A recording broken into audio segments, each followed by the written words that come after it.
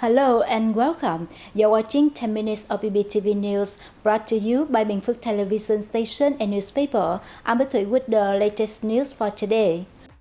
Prime Minister expects breakthrough in agricultural cooperation with New Zealand. Binh Phuoc Swallow Fest set to soar in April. 75 new enterprises established in first 2 months in Binh Phuoc. Let's begin our bulletin with the latest news from Binh Phuoc Province. The Swallow Nest Festival, featuring exhibition and promotion of agricultural products and trade and service supporting farmers, will be held in the city of Dong Xoài in Binh Phuoc from April 15 to 21 by the Binh Phuoc Farmers Association in collaboration with the Vietnamese Swallow Nest Association. Aiming to boost the sustainable development of the swallow's nest industry and to promote the distinctive agricultural products of Binh Phuoc, the festival goes beyond a mere commercial event. It provides an opportunity for the community to connect, learn, and contribute to growth in the local agriculture sector. As part of the festival, a specialized workshop entitled Swallow's Nest in Binh Phuoc, Opportunities and Sustainable Directions will also be held. There will be an exhibition area showcasing the Swallow's Nest products, along with presentations to promote agricultural products and trade and services supporting farmers, featuring approximately 200 booths.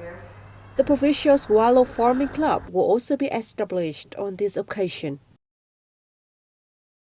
As part of Youth Month activities, urban youth organizations across Binh Phuoc Province jointly organized the Urban Renaissance Volunteer Day on March 9, engaging in practical projects and tasks. Hundreds of young volunteers from various urban youth organizations around the province took part in the Volunteer Day.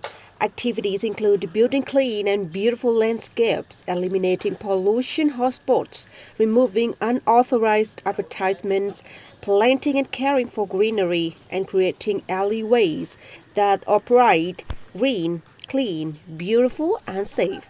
Such efforts aim to help neighborhoods and towns meet the criteria for building a civilized urban environment. Practical activities on Volunteer Day materialize through tangible projects and tasks during the Youth Month, contributing to the successful implementing of Youth Month 2024 with the theme Youth Volunteers for Community Life. 75 new enterprises with total registered capital of 731 billion Vietnam dong, 29.6 million USD were established around Binh Phuoc Province during February, signaling a positive trend amid challenges in business operation in several industries. Beyond the newly established enterprises, February also saw 23 enterprises and affiliated units resume operations, 13 enterprises register for dissolution with capital of 137 billion Vietnam dong, and 38 enterprises temporarily suspend their activities. In the opening 2 months of the year, Binh Phuoc saw the establishment of 149 new enterprises with registered capital of nearly 2.7 trillion Vietnam dong. Additionally, 106 enterprises and affiliated units resumed operations, 29 registered for dissolution with capital of 351 billion Vietnam dong, and 297 temporarily suspended their activities.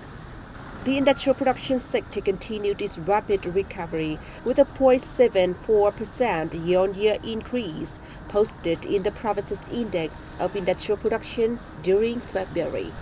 Despite the return of business confidence, as indicated by the higher number of new enterprises and those resuming operations compared to dissolved enterprises, analysts believe that the local business community will continue to face numerous challenges in production and business activities throughout 2024.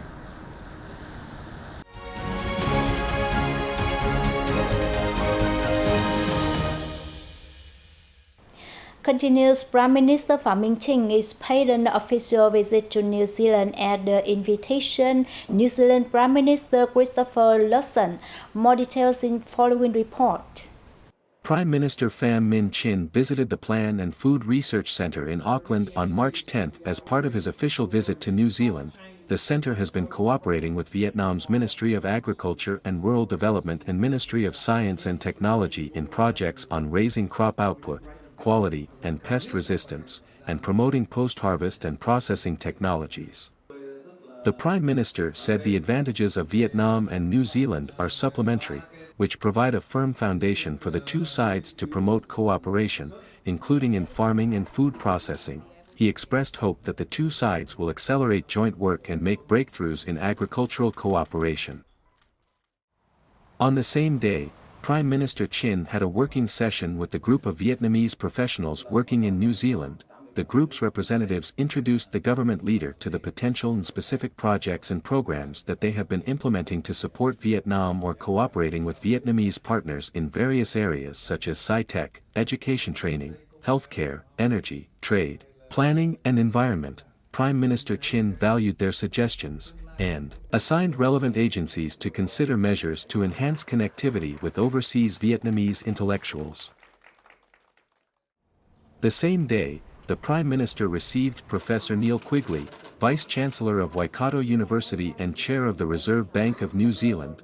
The Prime Minister proposed that the university expand cooperation in human resource development with Vietnam. He also asks Professor Quigley, in his position as Chair of the Reserve Bank of New Zealand, to support cooperation and experience sharing with Vietnam in building macro policies in governing interest rate and foreign exchange, credit and banking. Professor Quigley expressed his support of the Vietnamese Prime Minister's suggestion, saying that he appreciated Vietnam's macroeconomic governance, monetary policy and inflation control measures. On the occasion, Waikato University and several Vietnamese universities exchanged for cooperation agreements. Vietnam is striving to further assert its durian export position and turn the billion-dollar export industry with the current advantage in hand. Coupled with the effort to better the fruit quality, the country is working hard to tap the potential and expand global reach for the sector. Statistics from the Ministry of Agriculture and Rural Development show that Vietnam has more than 110,000 hectares of durian with a yearly output of nearly 850,000 tons. Thanks to the advantage of high selling prices and the preference of import markets, Vietnamese durian has risen to a much higher position compared to other crops such as pepper, dragon fruit, and rubber. In the last 5 years, the durian growing area increased by nearly 25% yearly. According to statistics from the ministry, Vietnamese durian has reached 24 markets, with the export value to China accounting for over 99% of the total export turnover of the fruit. The Vietnam Vegetable and Fruit Association predicted that the export turnover of the fruit could reach approximately $3.5 billion this year. Ho Chi Minh City needs to adopt policy and channel financial resources to develop a carbon credit market in the effort to cut greenhouse gas emissions and respond to global warming, experts said. Experts said it was vital for Ho Chi Minh City to establish a carbon credit market to shape standards and trends for other localities to promote the carbon market. The establishment of a carbon credit market will create green financial resources for technological innovation enterprises in the city.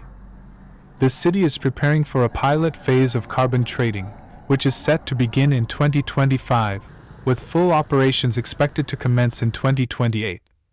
The carbon market is expected to attract investment in renewable energy, environmental technology, and international climate finance. It will also promote a green economy and create new job opportunities while enhancing the city's international reputation in climate change mitigation efforts.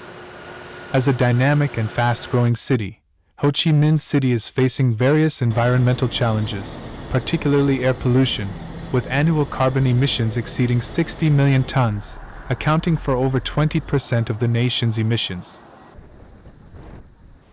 That is the end of our bulletin today. To rewatch this news, you can download BPTV Go or visit our website and YouTube channel.